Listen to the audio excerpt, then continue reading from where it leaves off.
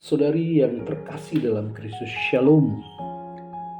Dalam sebuah kesempatan, sewaktu menjalani ziarah di Eropa beberapa hari lalu, saya membaca sebuah teks doa yang kurang lebih ada tercantum ungkapan seperti ini.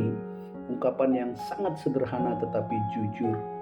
Tuhan, Engkau tahu kerinduan intim ini. Aku arahkan seluruh daya imajinasiku hanya kepadamu. Jadikanlah kerinduanku ini jalan untuk bersatu denganmu. Saudara-saudari, saya merasakan doa ini lahir dari hati yang apa adanya. Hati yang mengenal kelemahan. Tahu adanya kerinduan yang kadang tersesat, tetapi juga mau belajar mengarahkan semuanya kembali kepada Tuhan. Dan saya merasa inilah sebenarnya inti dari bacaan kita pada hari ini yang berasal dari kitab Nabi Yunus dan juga kisah Yesus mengajar para muridnya berdoa. Saudara-saudari yang terkasih, Tuhan, Engkau tahu kerinduan intim ini. Aku arahkan seluruh daya imajinasiku hanya kepadamu. Jadikanlah kerinduanku ini jalan untuk bersatu denganmu. Doa ini sederhana, tetapi ketika saya merenungkan, segera saya diingatkan pada tradisi kitab suci, bagaimana kitab Mazmur, Kidung Agung, Yesus dalam doanya dalam Yohanes 17 senantiasa berbicara tentang kerinduan manusia. Pemazmur mengatakan, "Ya Allah, Engkaulah Allahku, aku mencari Engkau. Jiwaku haus kepadamu, tubuhku rindu kepadamu." Kerinduan batin yang melibatkan seluruh tubuh. Kidung Agung bicara tentang cinta penuh kerinduan antara mempelai pria dan wanita yang ditafsirkan gereja sebagai lambang keintiman jiwa dengan Allah. Yesus berdoa supaya para murid gereja menjadi satu dalam kita, dalam persekutuan Allah Tritunggal. Bapak-bapak gereja maupun ibu padang gurun senantiasa juga mengajarkan kejujuran di dalam berdoa, membawa seluruh isi hati termasuk godaan dan hasrat ke hadapan Allah. Saya teringat Aba Evagrius Ponticus menulis bahwa jika seorang itu pendoa sejati, dia pasti seorang teolog. Jika seorang itu adalah teolog sejati, dia pasti seorang pendoa. Baginya doa adalah mengarahkan daya pikir imajinasi hanya pada Allah.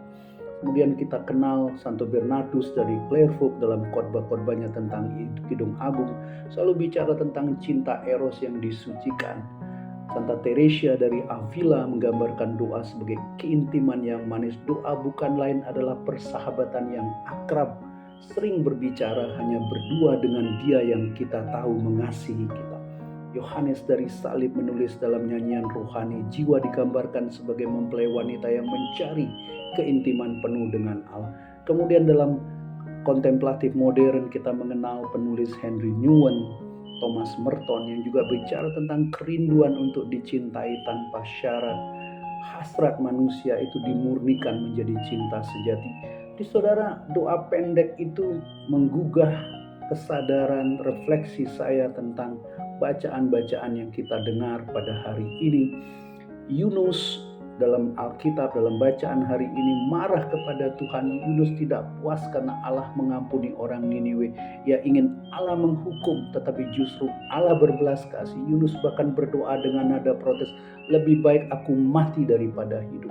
Apakah Yunus salah? Tidak sepenuhnya, saudara-saudari. Yunus sedang jujur dengan isi hatinya. Ia membawa amarah, kekecewaan, bahkan ketidakpuasan kepada Tuhan. Ia tidak menutupinya. Dan justru disitulah Allah mendidiknya. Allah menunjukkan kasih-Nya yang lebih besar daripada logika dan ego manusia.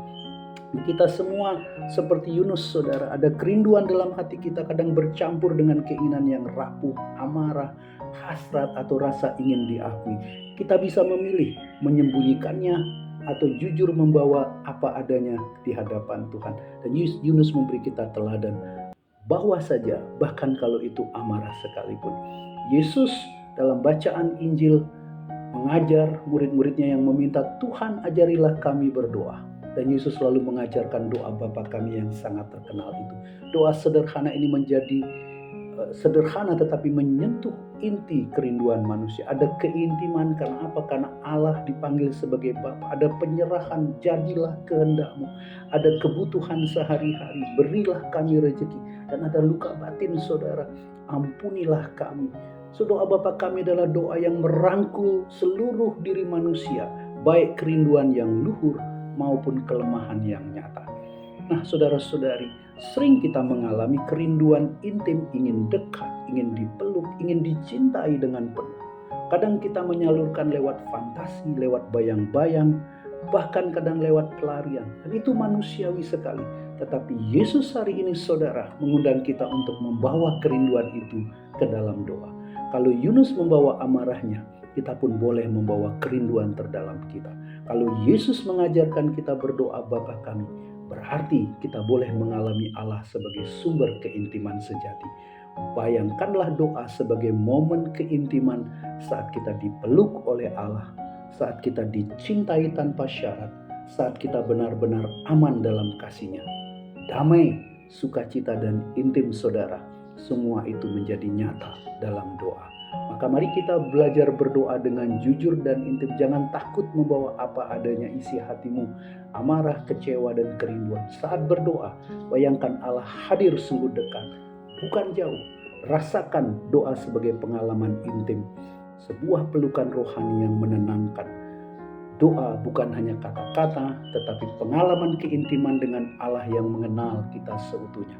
Saudara-saudari, seperti Yunus, kita sering bergulat dengan isi hati kita. Seperti murid-murid, kita harus belajar berdoa. Mari ulangi doa sederhana ini dalam hati. Tuhan, Engkau tahu kerinduan intim ini. Aku arahkan seluruh daya imajinasiku hanya kepadamu. Jadikanlah kerinduanku ini jalan untuk bersatu denganmu. Semoga saudara, doa ini menuntun kita hari ini ke dalam hubungan yang lebih matang dengan Allah, hubungan yang jujur, intim, dan penuh damai. Dari negara, berkat Tuhan turun atas kita semua. Shalom.